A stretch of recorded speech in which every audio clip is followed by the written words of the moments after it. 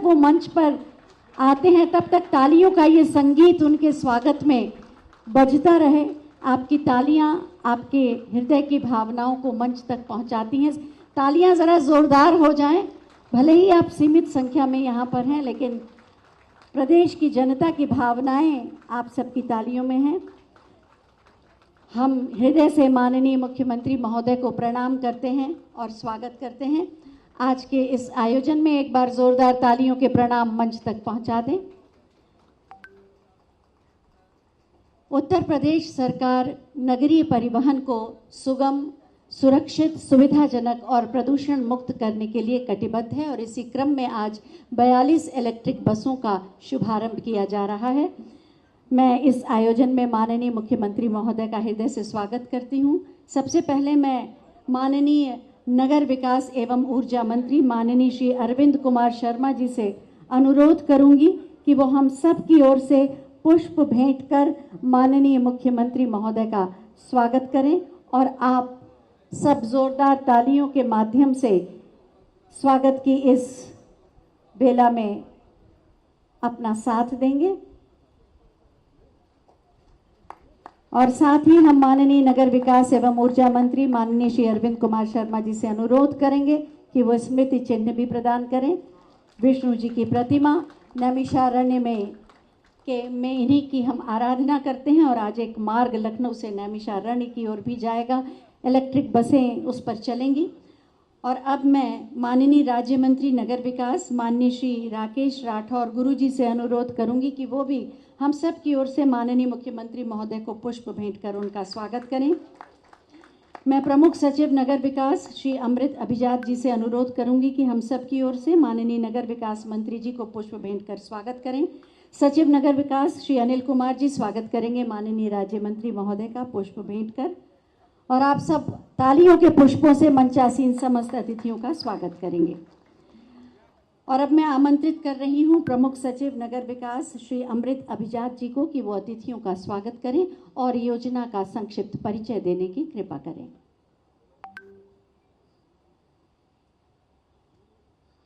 परम आदरणीय माननीय मुख्यमंत्री जी, आदरणीय नगर विकास मंत्री जी, आदरणीय राज्य मंत्री नगर विकास, सभी वरिष्ठ अधिकारीगण, आज हमारे लिए एक बहुत ही महत्वपूर्ण दिन है जिसमें आज हम लखनऊ और कानपुर के इलेक्ट्रॉनिक व्हीकल्स बसेस का 42 की संख्या में इसका यहाँ से शुभारंभ किया जा रहा है। साथ साथ अन्य शहरों में भी झांसी, आगरा, प्रयाग इत्यादि में इसका किया जा रहा है। 84 की जो संख्या होती है ये आज की संख्या में कुल है। पौराणिक और सांस्कृतिक महत्व के हिसाब से भी एक बहुत ही शुभ अंक माना जाता है। मैं समझता हूँ कि इसके आज के बाद से हमारे 525 बसेस इलेक्ट्रॉनिक व्हीकल्स के ये शुरू हो जाएंगे। इलेक्ट्रॉनिक बसेस एकमात्र ऐसा साधन नहीं है जो कि सिर्फ चलने के लिए उपयोग किया जाता है, परंतु इसमें अन्य सुविधाएं जो इसमें दी गई हैं, जैसे कैमरेज का उपयोग जो इसमें किया जाता है, तो इससे महिलाओं की सुरक्षा, बुजुर्ग लोगों की सुरक्षा एवं अगर कोई घटना होती है तो उसकी सारी रिकॉर्डिंग रहती है। इसको हम लोगों ने ICCC से भी कनेक्ट कर दिया है। और मोबिलिटी प्लान में ये देखा जाता है कि ये इलेक्ट्रॉनिक व्हीकल्स जो है इससे प्रदूषण, पर्यावरण पे बहुत ही अच्छा असर पड़ता है, प्रदूषण रुकता है और इसको हम आगे लेके जाएंगे, जिसमें कि 700 बसेस फेम योजना के अंतर्गत ये किया गया है और इसको PPP के हिसाब से किया जाता है, परंतु राज्य स्तर से और केंद्र स्तर से इसमें सहयोग देके एक बहुत ही अच्छा अनुभव रहा है। हमारी कई लोगों से इसमें वार्ता हुई है जो कि इसके अनुभव को बहुत शेयर करते हैं कि उससे एक बहुत अच्छा लाभ आता है, एक बहुत ही अच्छा अर्बन एक्सपीरियंस है। इसको हम लोग अन्य शहरों में भी लेके जाएंगे। कॉम्प्रिहेंसिव मोबिलिटी प्लान बना रहे हैं जिसमें कि बसेस के अलावा अन्य साधनों से जो उपयोग करके शहर में आवागमन को सुदृढ़ किया जा सके और भी अच्छा एक्सपीरियंस हो, इस पे विभाग कार्यरत है। मैं सब लोगों का पुनः बहुत बहुत आभार और धन्यवाद देता हूं कि इस कार्यक्रम में सब शरीक लिए। धन्यवाद। मैं माननीय मुख्यमंत्री जी से अनुरोध करूंगा कि इसको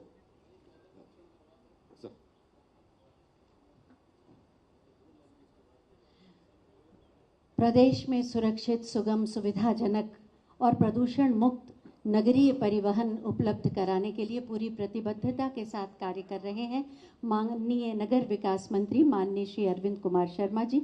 हम उनसे अनुरोध करेंगे कि आज के इस अवसर पर अपने विचार प्रकट करें।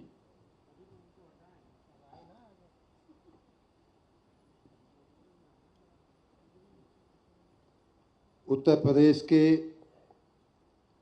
यशस्वी मुख्यमंत्री, हम सबके प्रेरणा के स्रोत और हम सबके पूज्य माननीय योगी आदित्यनाथ जी, मंच पर बैठे हुए हमारे सहयोगी नगर विकास विभाग के राज्य मंत्री जी, गुरु जी, माननीय मुख्यमंत्री जी अभी कह रहे थे कि इनको गुरु कहना ही ठीक है, हमारे साथ अधिकारीगण और हमारे समक्ष बैठे हुए हमारे भाइयों और बहनों, आप सबको मालूम है कि माननीय मुख्यमंत्री जी का कार्यक्रम बहुत व्यस्त है और उसमें से उन्होंने आपके लिए समय दिया है। मैं इस राज्य के तमाम नगर निकायों में रहने वाले तमाम नागरिकों की ओर से उनका धन्यवाद करता हूं। आप सब ताली बजा करके हमारे साथ माननीय मुख्यमंत्री जी का धन्यवाद में शामिल होंगे। उसी प्रकार मैं अपने नगर निकायों के सभी कर्मचारियों की ओर से भी माननीय मुख्यमंत्री जी का स्वागत भी करता हूं, धन्यवाद भी देता हूं। मित्रों, आप सबको ज्ञात होगा कि इस देश में नगरीय प्रशासन क्या होता है, वो 2014 से देश में और 2017 से उत्तर प्रदेश में देखने की, मैं स्वयं इस बात का साक्षी हूँ कि माननीय मुख्यमंत्री जी ने 2017 में जब वो मुख्यमंत्री बने तो पहली बार शायद ऐसा हुआ इस राज्य में कि वरिष्ठ अधिकारियों को नगरों के, बड़े नगरों के जो महानगर थे या नगर निगम थे, उनके प्रशासन में लगाया गया। नहीं तो स्थानीय लुंज पुंज व्यवस्थाएं, कोई कैपेसिटी नहीं थी, कोई क्षमता नहीं थी, उसमें से निकाल करके माननीय मुख्यमंत्री जी ने अपने नगरीय व्यवस्था को लाया है।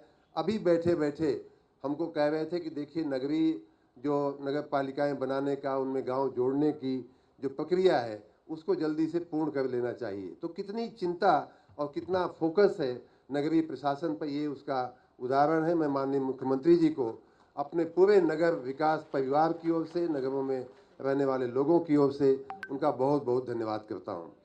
मित्रों, 3 छोटी छोटी बातें बता करके मैं अपनी बात पूरी करूँगा। अपने देश में 35% जनता, लगभग 1/3 से ज़्यादा जनता नगरीय क्षेत्रों में रहती है, शहरों में रहती है, लेकिन जो क्षेत्रफल है हमारे नगरों का, वो पूरे देश के क्षेत्रफल का मात्र 3% है। तो 35% आबादी 3% क्षेत्रफल के ऊपर रहती है। तो स्वाभाविक बात है कि वहाँ समस्याएं बढ़ेंगी, वहाँ ट्रैफिक की रिक्वायरमेंट बढ़ेगी, ट्रैफिक का कंजेशन बढ़ेगा। तो इन सब बातों पे ध्यान देने के लिए हम माननीय मुख्यमंत्री जी के मार्गदर्शन और सहयोग के लिए बहुत बहुत आभारी हैं। दूसरी बात कि हमारे नगर जो हैं वो ग्रोथ सेंटर्स हैं। माननीय प्रधानमंत्री जी ने 5 ट्रिलियन की और उसी समय आने वाले 4 वर्षों में का सपना देखा है 5 ट्रिलियन का। उसी प्रकार माननीय मुख्यमंत्री जी ने अपने राज्य को 1 ट्रिलियन की इकोनॉमी बनाने का आने वाले 4-5 वर्षों में सपना देखा है। उसको पूरा करने के लिए ये हमारे जो ग्रोथ सेंटर्स हैं, ये हमारे जो शहर हैं, वो अर्थव्यवस्था के ग्रोथ सेंटर्स हैं, उनमें सक्षम व्यवस्थाएं करना बहुत आवश्यक है। आज का एक कार्यक्रम भी उसी कड़ी में, उसी दिशा में एक लिया गया कदम है। और तीसरी महत्वपूर्ण बात है कि चूंकि इतनी बड़ी आबादी एक छोटे से क्षेत्रफल में रहती है, चूंकि इतना आवागमन होता है, इतनी आर्थिक प्रवृत्तियां होती हैं, फैक्ट्रियां चलती हैं, दुकानें चलती हैं, उद्योग चलते हैं, तो स्वाभाविक बात है कि उससे प्रदूषण भी होता है। पर्यावरण की दृष्टि से भी हमारा शहरी व्यवस्थापन बहुत महत्वपूर्ण है। और उस कड़ी में भी आज की जो इलेक्ट्रिक बसों का संचालन का जो माननीय मुख्यमंत्री जी के आशीर्वाद से जो शुरुआत हो गई है, वो बहुत ही एक स्तुत्य कार्य है। और इसमें माननीय मुख्यमंत्री जी के आशीर्वाद से हम आने वाले दिनों में और भी हम बढ़ोतरी करेंगे। देखिए, माननीय मुख्यमंत्री जी की कितना उदार और कितनी बड़ी उनकी सोच है कि उन्होंने यहाँ तक सूचना दिया है कि भाई लखनऊ वालों को बस मिल रही है, लेकिन यहाँ से आप नैमिषारण्य को भी कवर करिए इन्हीं इलेक्ट्रिक बसों के जरिए। तो नगर या गांव ये कहने की बातें हैं, लेकिन कुल मिलाकर के हमारे जीवन को, हमारे लाइफ की क्वालिटी को सुधारना, हमारे जीवन के स्तर को ऊंचा ले जाना, ये माननीय मुख्यमंत्री जी की मंशा है। उनकी मंशा अनुसार माननीय मुख्यमंत्री जी को मैं आप सब की तरफ से, हमारे पूरे नगर विकास के कर्मचारियों की तरफ से उनको आश्वस्त करता हूँ, आश्वासन देता हूँ कि हम सब इसमें आपकी मंशा को पूरी करने में कोई भी कसर छोड़ेंगे नहीं। माननीय मुख्यमंत्री जी, हम फिर से अपने समस्त नगर विकास परिवार की ओर से, नगरों में रहने वाले लोगों की ओर से, और जिन लोगों को आज की ये सुविधा, जिनको भी सेवा ये देगी, उन सभी की ओर से आपका इस कार्यक्रम में बहुत बहुत स्वागत भी करता हूं और आपको अब समय निकालने के लिए बहुत बहुत धन्यवाद देता हूं। बहुत बहुत धन्यवाद। धन्यवाद माननीय मुख्यमंत्री जी उत्तर प्रदेश के समग्र विकास के लिए कृत संकल्पित हैं और उनके इसी संकल्प से जुड़ा है आज का ये आयोजन भी। मैं बहुत ही आदर के साथ माननीय मुख्यमंत्री महोदय से अनुरोध करूंगी कि आज के इस अवसर पर हमारा मार्गदर्शन करें।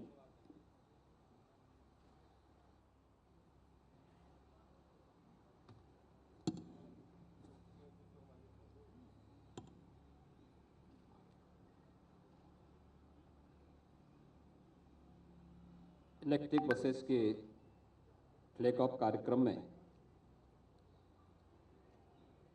मंच पर उपस्थित मेरे सहयोगी मंत्री, नगर विकास और ऊर्जा विभाग के मंत्री श्री के शर्मा जी, विभाग के राज्य मंत्री श्री राकेश राठौर गुरु जी,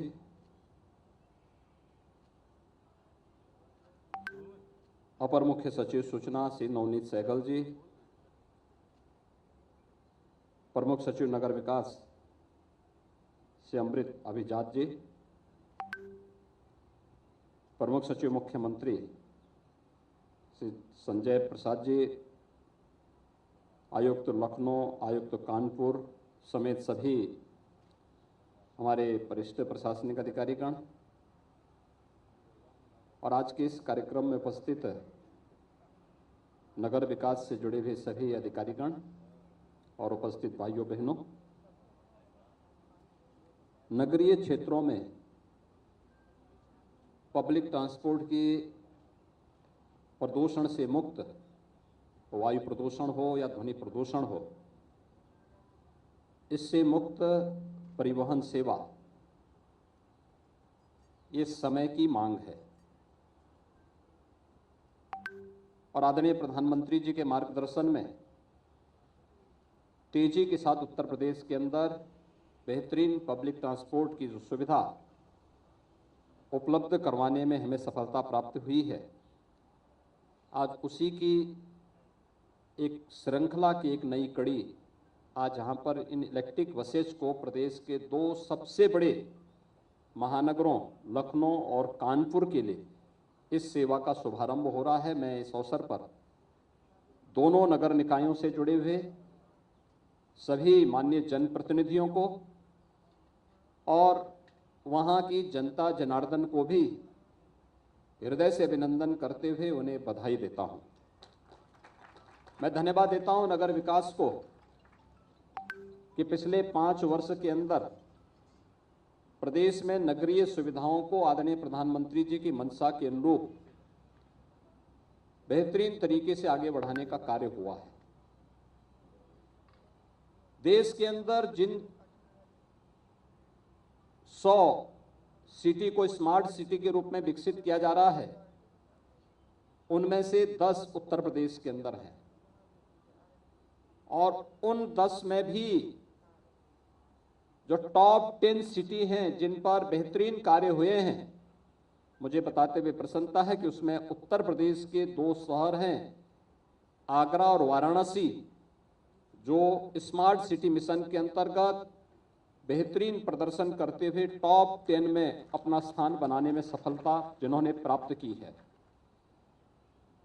शेष 7 जो नगर निगम हैं, उन्हें भी स्मार्ट सिटी के रूप में विकसित करने के लिए राज्य शासन की ओर से राज्य स्मार्ट सिटी मिशन के अंतर्गत हम लोगों ने अपनी कार्रवाई को आगे बढ़ाया है और स्मार्ट सिटी मिशन के अंतर्गत जो कार्य आगे बढ़े हैं, इसमें से ITMS की जो सुविधा है, इंटीग्रेटेड ट्रैफिक मैनेजमेंट की जो व्यवस्था है, उसने कोविड कालखंड में ICCC के माध्यम से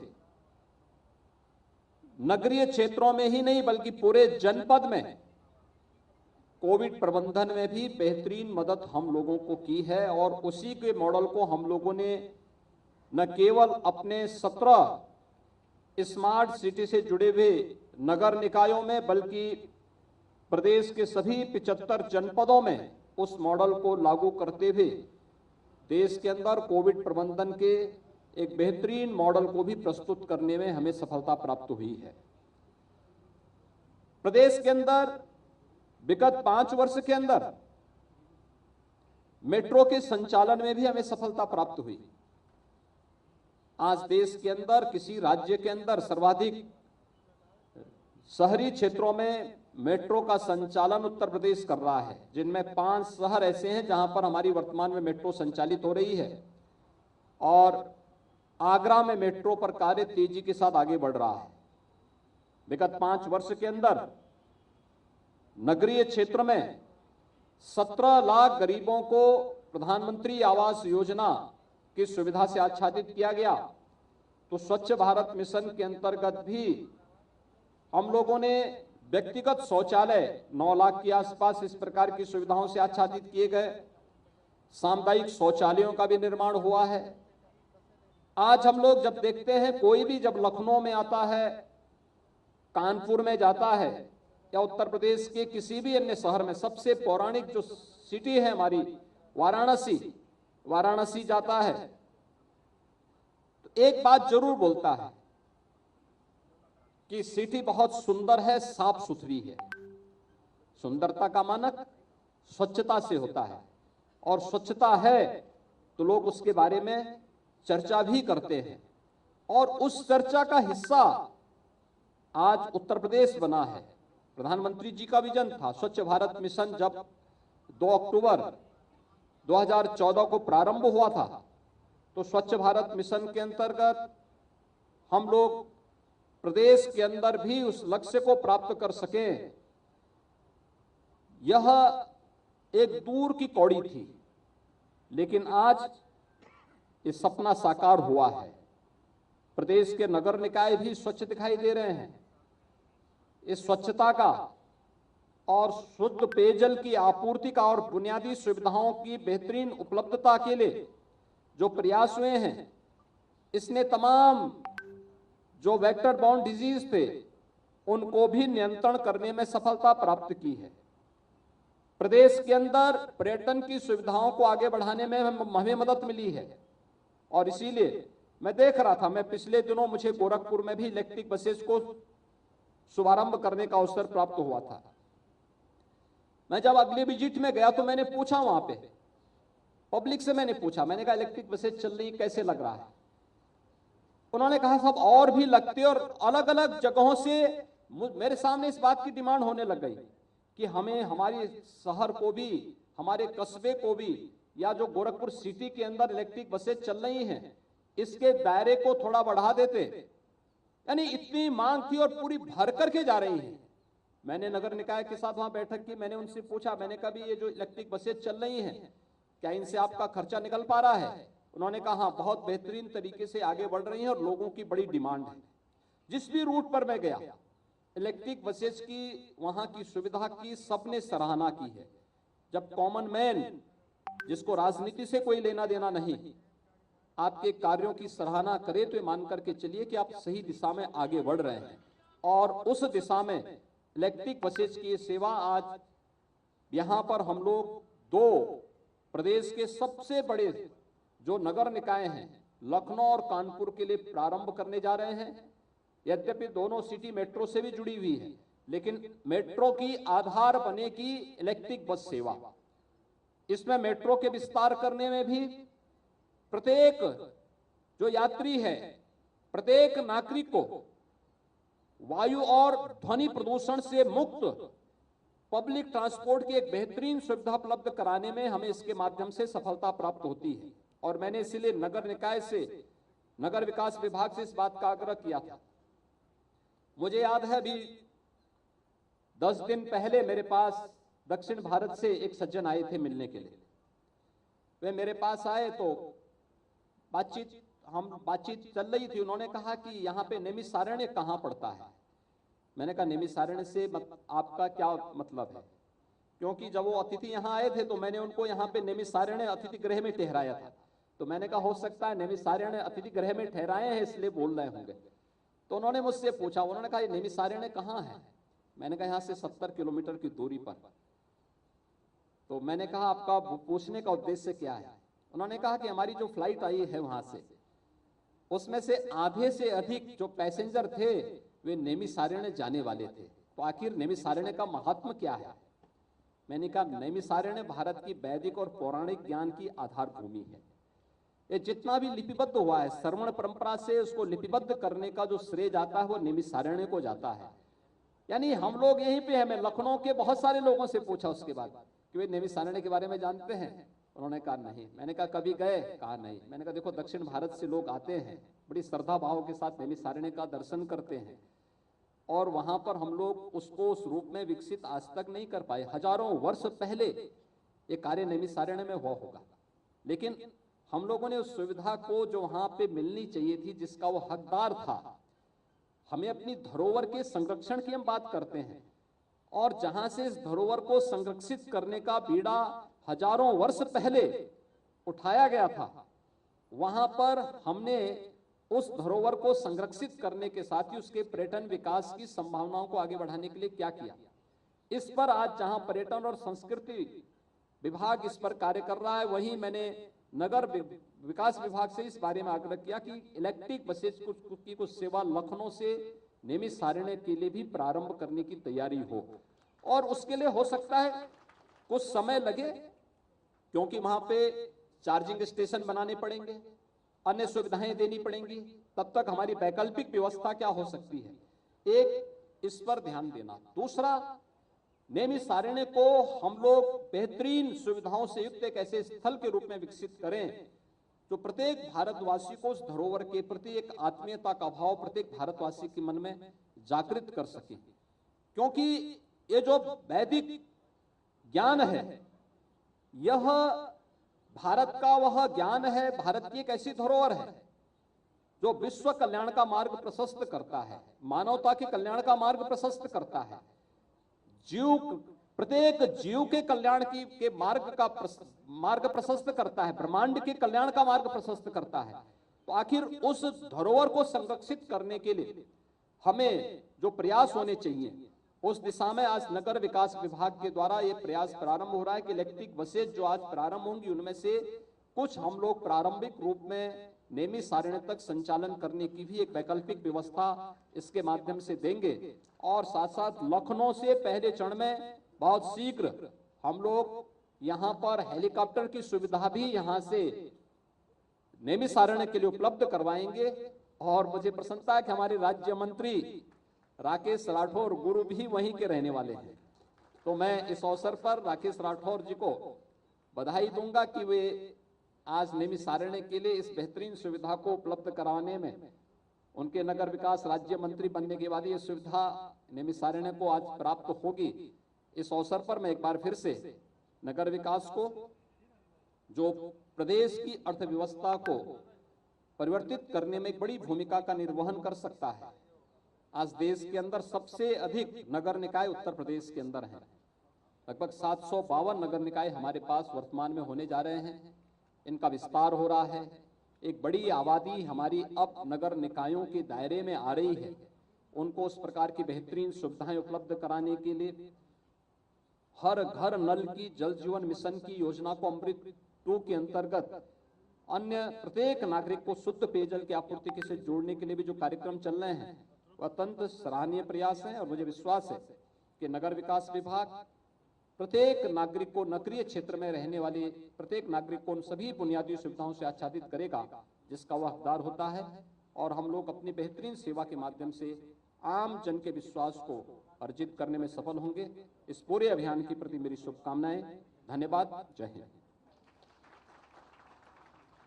बहुत बहुत धन्यवाद माननीय, आपके प्रेरणादायी उद्बोधन के लिए। और अब मैं माननीय राज्य मंत्री नगर विकास श्री राकेश राठौर गुरु जी से अनुरोध करूंगी कि वो अतिथियों के प्रति आभार व्यक्त करें।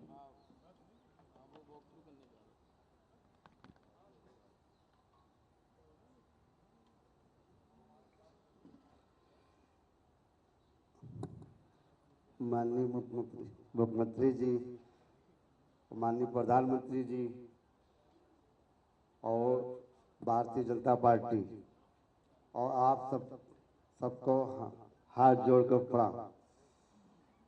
भारतीय जनता पार्टी जो कहती है वो कहती है, वो करती है। माननीय योगी जी महाराज जी और जो माननीय प्रधानमंत्री जी, उनका एक लक्ष्य था डिजिटल इंडिया का, तो आपके सामने आज शुरुआत भी हो रही।